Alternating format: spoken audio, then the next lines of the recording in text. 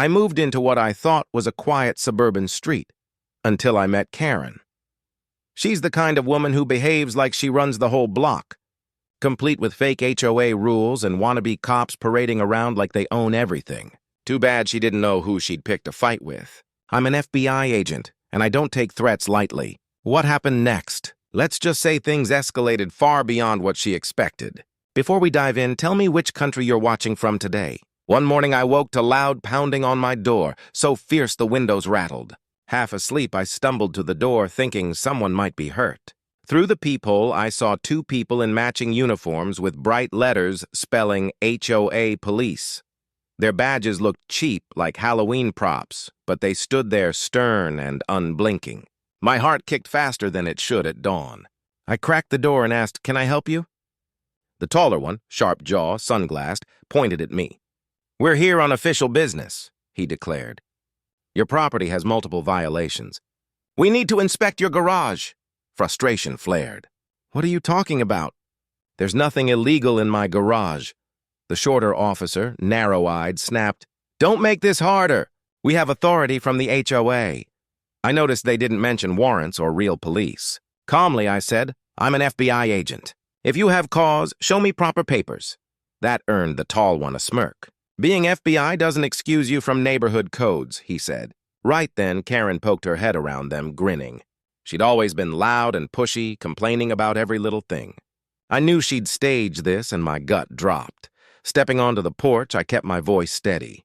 "Karen, what's this about?" She lifted her chin. "Oh, I'm just making sure the rules are enforced," she replied, syrupy. "You don't get special treatment because of your job." The fake officers nodded. "We have reports of suspicious activity in your garage," the woman insisted. I let out a tight laugh. "Suspicious how?" Karen shrugged.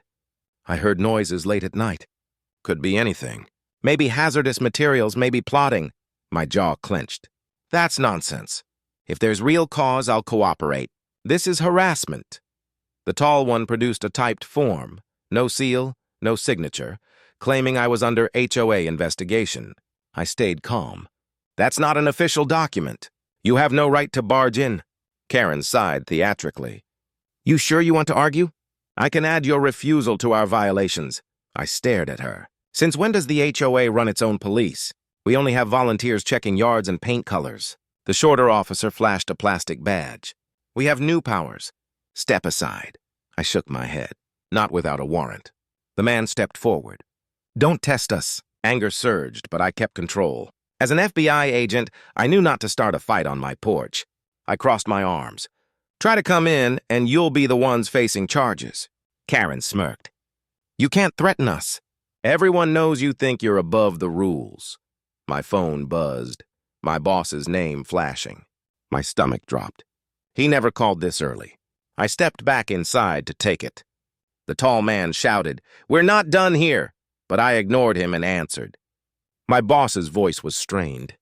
"Get to the office now. We have a situation." My pulse sank. "Is this about a complaint?" He said he'd explain in person. I hung up and returned to the door. The fake officers were still there, Karen looming. "I have to go," I said. "I'll handle this later." The woman officer warned. "If you leave, we'll mark you uncooperative." Karen stepped closer, cold-eyed. "You want neighbors to see you run?" I sighed. "Karen, this is ridiculous. You know you can't arrest me." She tilted her head. "I'm not arresting you. They are. And I'm not stopping them." The male officer raised plastic zip ties like cuffs. I forced my voice steady. "Put those down. Impersonating an officer is a crime." The woman grabbed a radio that probably didn't reach any dispatcher. Karen clucked. "They can still write you up." "A fake citation means nothing," I said. The tall one waved the zip ties. "Want to find out if these are fake too?" Then it hit me. This was a setup to provoke me. I breathed slow. "I'm stepping away to handle work." "Leave my property." Karen shrugged. "We'll be watching." "The HOA has eyes," I laughed. "Maybe the real HOA does. You don't." The male officer pressed his lips thin. "Last warning. Then disciplinary action." He glanced at Karen, who nodded. "Recommend it," I said. "Now get off my porch." They retreated, but the woman snapped a photo of me. Karen mocked. "Smile for the records." My stomach churned. I slammed the door and calmed for 10 minutes, then grabbed keys. The fake cruiser sat at the end of the street, lights off. Karen's car was gone. She might be prowling, telling neighbors her version. I drove to work, checking the mirror, half expecting them to follow. I felt wedged between two nightmares, the phony cops at home and something big brewing at the bureau. At the FBI field office, my boss waited, stiff and anxious. "You took your sweet time," he barked, then shut the door. He grilled me about local complaints alleging threatening behavior. I explained the fake badges and Karen's role, showed the worthless citations, but he frowned. "We've got a problem," he said. Higher-ups flagged misconduct. "I can't protect you if this keeps escalating." My stomach dropped. Someone was framing me or trying to push me out. He added, "There's paperwork claiming you resisted an inspection." It was nonsense, but it was on his desk. I left his office numb. My phone buzzed. A block number texted, "Better watch your step." "We know who you are." I nearly crushed my phone. These people wanted me scared and to look like the aggressor. I pushed through the day with that knot in my chest. Coworkers shot me sideways looks. Rumors spread. Before I left, Davis pulled me aside. "You're on thin ice," he warned quietly. "Might want to watch your back, here and at home. Karen's bragging about getting you in trouble." By dusk, I drove home tense, checking for the SUV with tinted windows that had been idling. I slipped inside, locked the door, pulled the curtains. An email from Internal Affairs asked for my account of the morning's altercation. My heart sank. Karen had somehow linked her fake patrol to official authorities, and now my career was at risk. Though the faux officers had left earlier, their presence still hovered. The Bureau pressed me for answers. If Karen kept stirring, the storm would only grow. That night, I peeked through the blinds. The fake cruiser idled at the end of the street. My phone dinged, a bounced email and a threatening voicemail. "We know you're digging. Back off or it gets worse." The message made it clear Karen wasn't acting alone. I called the HOA number from an old newsletter. It went straight to an technical difficulties recording. An urgent email I sent bounced back. The neighborhood website was out of date with no mention of new security. It looked like Karen had disabled any official channels. I called Officer Alvarez, a local cop who sometimes traded tips with the Bureau. I told him about fake badges, bogus citations, and a neighbor leading it. He sounded skeptical but promised to check the plate on the so-called HOA vehicle. If it belonged to a private security firm, they couldn't act as police. Later, he called. The plate matched a private security outfit, but there was no contract with the HOA. He told me to get statements from neighbors. No official complaints meant it was my word against Karen's. I realized how carefully she'd cultivated fear. No one wanted to risk her fake enforcers. That left me alone unless I could build proof. Meanwhile, Internal Affairs called. A supervisor wanted answers about alleged misconduct. She tapped a pen against a file and said, "We're reviewing all angles." I left feeling exposed. Tamara, one of the few neighbors still friendly, knocked on my door, pale and shaking. "They left this on my porch," she said, holding a notice demanding fines and threatening eviction if unpaid. "It uses the same phony language." "Don't pay it," I told her. "It's a scam." But fear showed in her eyes. "I can't risk losing my home." Work kept piling pressure. Higher-ups wanted everything documented. Karen had tied her phony patrol to real complaints, and my career could be collateral. A few days later, Alvarez called back more sure. The security plate matched a private firm acting without approval. That gave me hope, but he needed neighbors to step forward. I dug through old HOA minutes and found a proposed security program that had been tabled. Karen's name was on it as an advocate. Someone had wanted a military-style presence once, and the neighborhood rejected it. Now she'd built her own version. Proof she'd pushed this idea made me shiver. What else had she been able to manipulate? Then, an envelope appeared taped to my front door with a counterfeit HOA seal and a notice claiming I'd violated Ordinance 301. My patience snapped. I left an angry voicemail demanding she stop. An hour later, my phone buzzed. A blocked number hissed, "Don't threaten Karen again. We know your boss." The line went dead. Rage coiled in me. These people wanted me scared, and now they were trying to make it look official. Late that night, I stared at my quiet street, porch lights glowing, and felt trapped in a game Karen had pulled me into. The hoax was destabilizing my life and my job.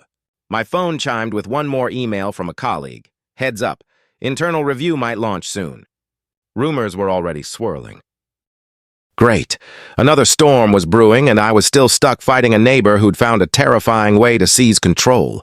As I shut off my lights, I couldn't stop wondering what Karen's next move would be, and whether I'd stand a chance once she made it. Even though I'd traced the private security link, I had no solid proof tying Karen to the operation or clearing my name at the FBI. My only lead was the plate number Alvarez had tracked. But without neighbors brave enough to speak up, I stood on shaky ground, and Karen was ready to push me over the edge. Tension clung to every step I took, and the stress of being under scrutiny at work only magnified my fear of her next strike.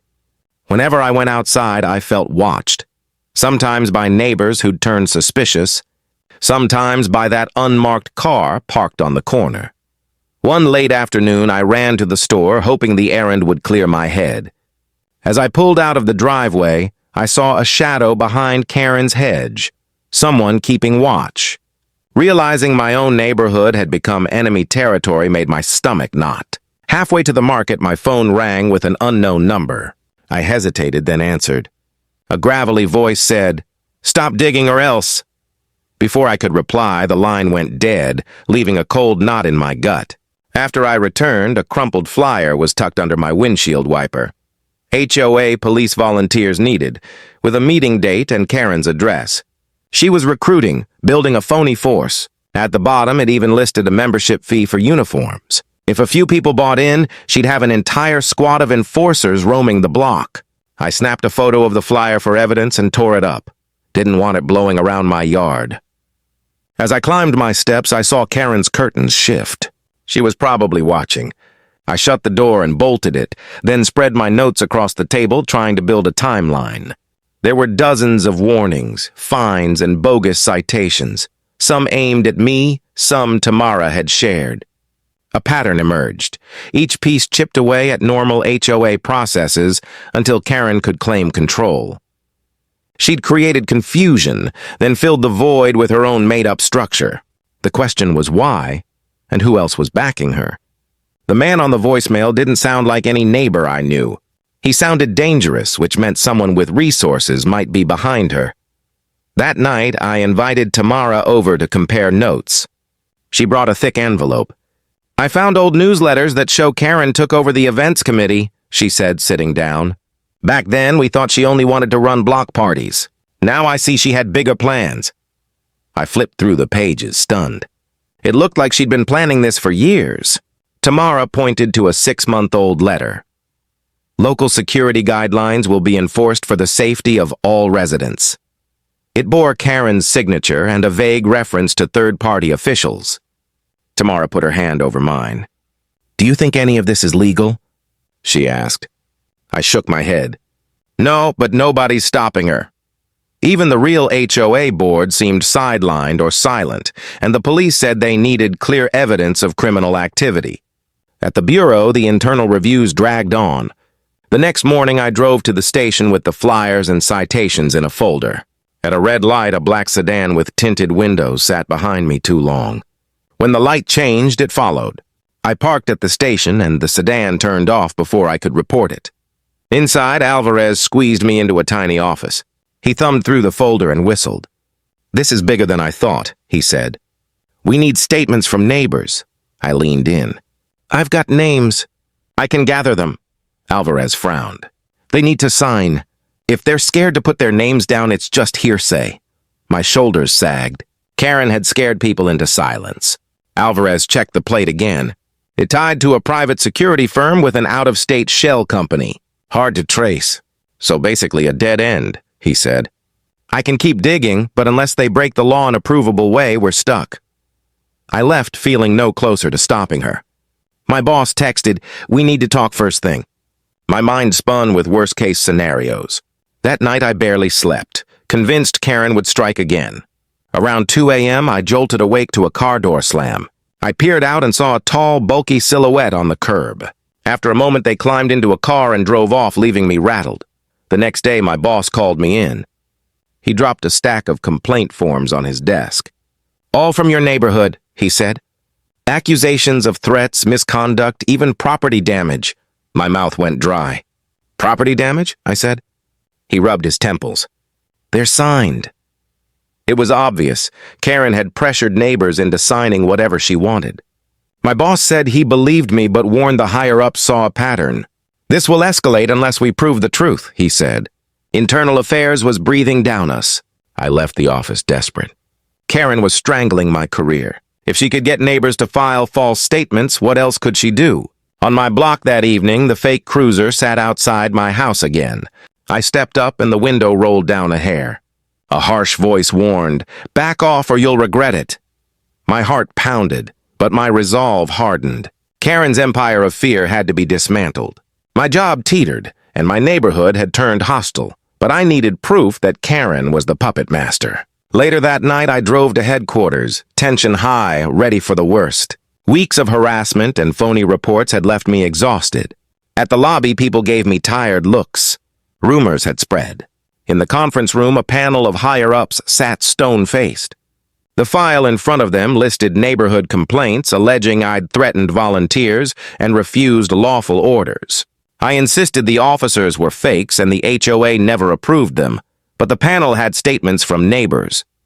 Then the door opened and Karen walked in, suited and composed, carrying a neat folder.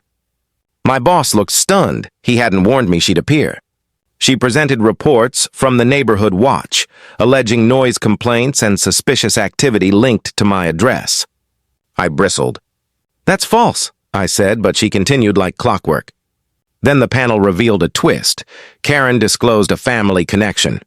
"My uncle is the deputy director of this bureau," she said. My stomach dropped. If true, it explained how complaints had reached my supervisors so quickly. The panel said they'd ensure impartiality, but to me it felt like a noose tightening. I left the meeting hollow. Karen's influence ran deep.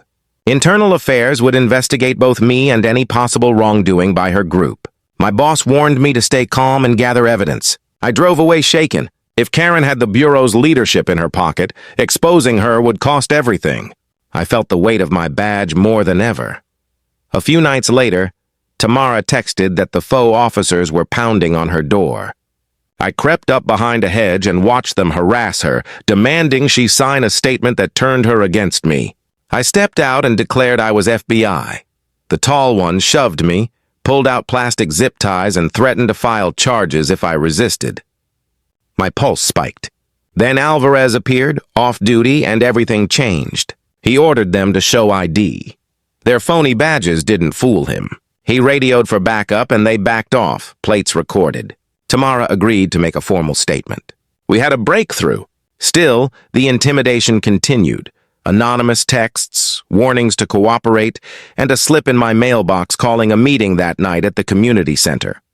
Part of me knew it could be a trap, but part of me was desperate. If she held a public gathering, I might expose her lies in front of neighbors. Alvarez told me we needed more witnesses to file charges. I knew then the next move had to be risky, and that I might have to gamble my career to bring her down. Pressure mounted, but I felt a faint spark of hope. If the community center meeting was real, it could be my chance to gather witnesses, reveal the truth about this fake HOA police, and finally corner Karen before she destroyed me completely. Time was running out, and Karen was drawing everyone into one place, her boldest move yet. I knew I had to attend, even though I suspected it was a trap. If I failed to expose her scheme there, I risked more than my job. I could lose the neighborhood I once called home. That evening, I got ready with a knot of tension twisting my stomach. If Karen planned something big, I needed to be ready. I slipped a small recorder into my jacket pocket and grabbed my phone, fully charged and set to record audio. I texted Alvarez my plan in case things spiraled. His reply came quick, "Be careful." "Call if it goes bad." I drew in a breath and headed out, my mind racing with scenarios. At the community center, the place was packed. Folding chairs filled the room, and most of the neighbors murmured among themselves. Near the front, Karen clutched a stack of papers, surrounded by supporters flashing, "We back the HOA" signs. A podium stood on the stage, and two of her fake officers posted nearby like nightclub bouncers. I slipped into a seat in the back, trying to blend in. Karen stepped to the podium, voice polished with fake cheer. Good evening. Thank you all for coming. As you know, our community has had issues, disruptions, rule violations, safety concerns. That's why I formed our new HOA police, to ensure order and safety. Applause broke from her loyalists, but uneasy whispers spread through the crowd. Karen pressed on. Sadly, a few individuals refused to respect our standards. Her eyes cut to me for a flash before she moved on. She motioned toward the fake officers. Thanks to these volunteers, we've already issued citations for noise, unkempt lawns, and suspicious activities. It's all about keeping property values strong. I couldn't hold back any longer. I stood. That's a lie, I said, loud enough to turn heads. Karen's smile cracked. Excuse me? She snapped. I stepped forward, my voice steady. Your so-called HOA police have no legal authority. They're a private security outfit running a scam. Gasps broke across the room. One fake officer moved toward me until I flashed my badge. Federal agent. Touch me and you'll regret it. He froze, glancing at Karen. I pressed on. These are just hired thugs. Karen's been extorting neighbors with bogus fines and threats. It's criminal. Karen's face flushed. You're just bitter because you can't follow rules. She shot back. I pulled out my phone and held up screenshots of Alvarez's findings. Here's proof. No licenses, no authorization, no contracts, the crowd buzzed. One man rose, shaken. Karen, is that true? Are they not real security? Karen's mask slipped. They're volunteers, she stammered. I seized it. Volunteers can't issue fines or detain people. She's been fabricating violations to take your money. I pointed at the papers stacked beside her. Let's see those citations. I'll bet they're fake. Neighbors surged forward. Karen's hands shook as she tried to hide them. One man grabbed a sheet and held it up. This isn't official. No seal, no signature. Karen went pale. That's confidential, she barked. But it was too late. Phones clicked, snapping photos of her bogus documents. One fake officer muttered, I didn't sign up for this, before bolting out the door. Then Alvarez strode in, uniform sharp. Everyone stay calm. We're investigating unauthorized security practices and possible extortion. Karen blanched. Alvarez stepped up. Ma'am, you need to come with me. She sputtered. This is harassment. I have connections. You can't. But nobody defended her. Her fake empire was collapsing. Alvarez cuffed her and whispered, Good work. As Karen was led out, the crowd erupted, neighbors finally realizing how badly they'd been duped. Tamara hurried to me, relief in her eyes.